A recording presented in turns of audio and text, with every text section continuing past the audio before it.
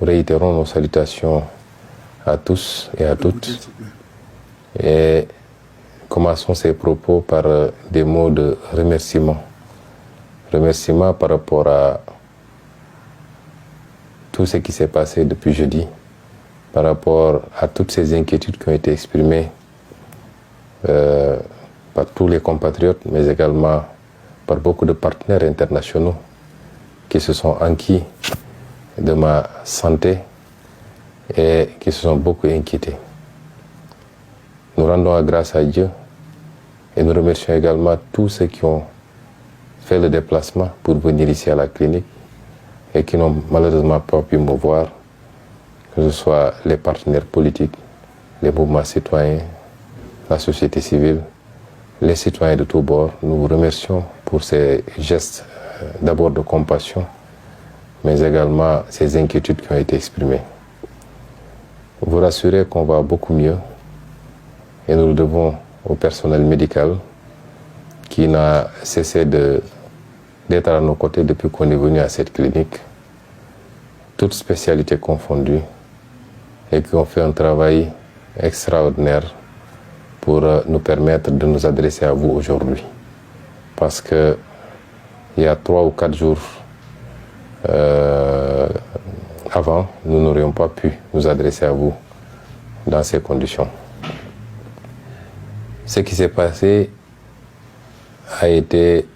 s'est passé au vu et au su de tout le monde.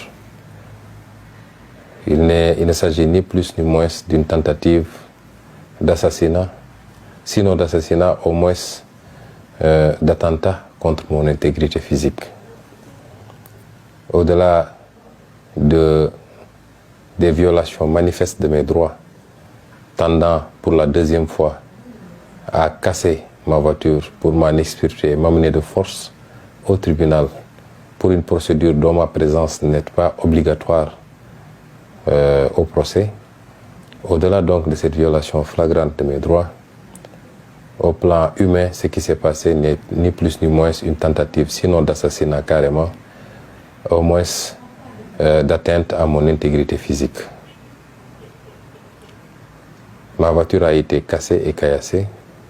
J'ai été brutalisé, mais le pire, c'est que les agents de la police et de la BIP particulièrement m'ont aspergé d'un liquide à bout portant, un liquide extrêmement toxique qui produit des effets aussi bien respiratoires, des effets au niveau des yeux également, de la vue donc, des effets cutanés au niveau de la peau, mais également des effets au niveau de l'appareil digestif. Ce produit, nous ne savons pas encore exactement de quoi il s'agit, même si les médecins soupçonnent un produit particulier.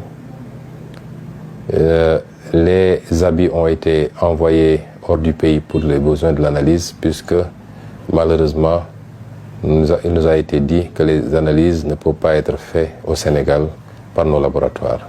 Nous attendons d'un moment à l'autre certainement les résultats. Rien ne justifie cette brutalité, si ce n'est une volonté de me nuire physiquement. Et ce n'est pas la première fois que cela arrive.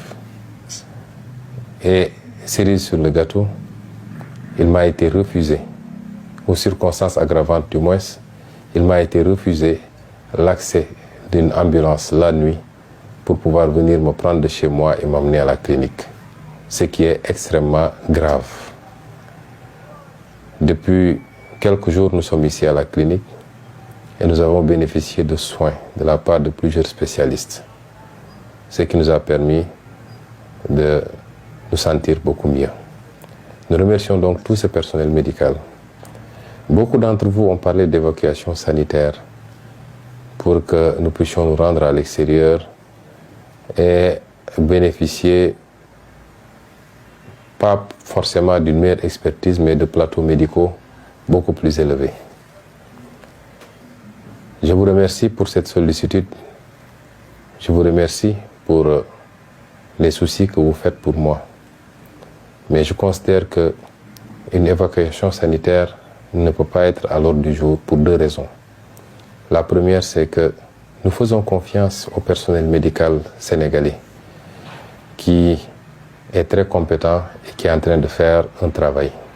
Si ce personnel médical considérait un mois ou un autre que la situation exigeait une évacuation, nous examinerons évidemment cette possibilité. Mais pour le moment, nous sommes entre de bonnes mains et nous nous faisons traiter. La deuxième raison est d'ordre politique. Chers compatriotes, le combat se déroule ici au Sénégal. Vous comprendrez que dans l'histoire des combats politiques, à chaque fois qu'un pouvoir politique, qu'il s'agisse d'une royauté, qu'il s'agisse d'une république, d'un État, à chaque fois que des tenants de pouvoir ont été confrontés à une opposition qui les dépassait et qui leur posait problème, la première solution, ou l'une des solutions, c'est d'envisager de les exiler.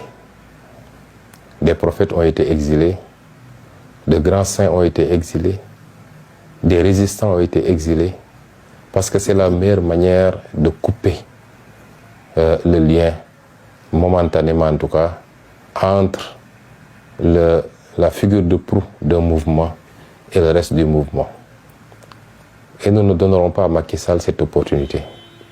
Et je voudrais dire à tout le monde qu'une fois sortis du territoire, ils peuvent avoir des instruments juridiques pour rendre mon retour beaucoup plus complexe et beaucoup plus difficile. Le combat se passe au Sénégal. Et il se passera, il se déroulera, il s'organisera en parfaite symbiose entre tous ces combattants, que ce soit ceux qui sont au niveau du top management, dont moi-même, ou alors ceux qui sont à la base et qui mènent le combat, de tous les citoyens sénégalais, de tous les patriotes. Et cela transcende les partis politiques, ça transcende les mouvements. C'est aujourd'hui un combat pour l'avenir de ce pays. C'est un combat pour la survie de notre patrie. C'est un combat pour la sauvegarde de notre démocratie, largement compromis par Macky Sall et son régime dictatorial. Et c'est pourquoi je resterai ici, au Sénégal. Et je continuerai le combat à vos côtés. Je voudrais simplement dire que la stratégie de la terreur de Macky Sall ne passera pas. De mars 2021 maintenant, énormément de gens sont tombés sous les balles de la police et des milices privées de Macky Sall. Aujourd'hui encore, à Bignona, dans le sud du pays, un jeune garçon a été fortement abattu d'une balle à la tête par les forces de défense et de sécurité. Je voudrais interpeller la communauté internationale que ces agissements constituent, in fine, des crimes contre l'humanité et que tôt ou tard, Macky Sall devra rendre compte, soit devant une juridiction nationale ou auprès des juridictions internationales, de ces crimes qui ne peuvent en aucun cas être impunis et qui ne sont justifiés que par son désir de faire coûte que coûte un troisième mandat et d'éliminer des adversaires politiques dont moi-même, Ousmane Sonko, considéré comme son principal opposant. Ce qui s'est passé est très grave et j'ai dit à Macky Sall de prendre sous toutes ses dispositions s'il est prêt à attenter à ma vie, parce qu'à chaque fois, je lui opposerai la même résistance à chaque fois qu'il voudra violer mes droits les plus élémentaires et à chaque fois qu'il voudra procéder à une brutalité policière pour m'imposer soit un circuit, une trajectoire à suivre ou alors m'enfermer chez moi. Et c'est pourquoi j'en appelle à tout le monde, à tout le peuple sénégalais. Et j'en appelle également à tous les partenaires du Sénégal. Parce que ce qui se passe au Sénégal nous amènera forcément vers des lendemains très incertains. Nous ne reculerons pas. Nous mènerons la bataille jusqu'au bout. Coûte ce que ça devra coûter, mais nous n'accepterons pas que Macky Sall et son petit groupuscule, extrêmement minorisé au Sénégal, nous imposent leur dictat. Je vous remercie.